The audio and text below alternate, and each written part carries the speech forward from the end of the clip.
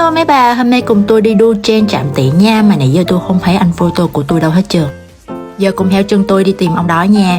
Không biết giờ đu trên này còn kịp không, chứ bữa giờ tôi bận quá nên giờ mới đu được. Lúc đầu thì tôi định chụp ở sân bay, nhưng mà nghe mọi người bảo là sân bay không cho chụp nữa, nên là sau đó tôi quyết định là chụp tại ga Metro. Và ga kỳ này tôi chọn là ga Hảo Điền. Thì nói chung là tôi cũng chưa gặp anh photo này lần nào hết, chủ yếu là hẹn make up với lại làm tóc ở quán cà phê, xong rồi tự ra Hảo Điền và ảnh chụp lén la lén lút ở đâu đó.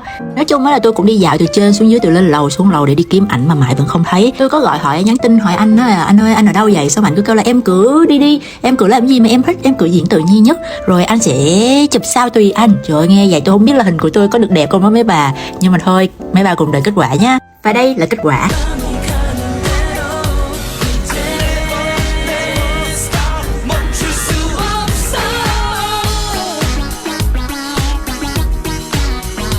Và cả nhà thấy kết quả này như thế nào? Sau khi vất vả tìm kiếm anh photo thì tôi cũng đã thấy ổng rồi nè.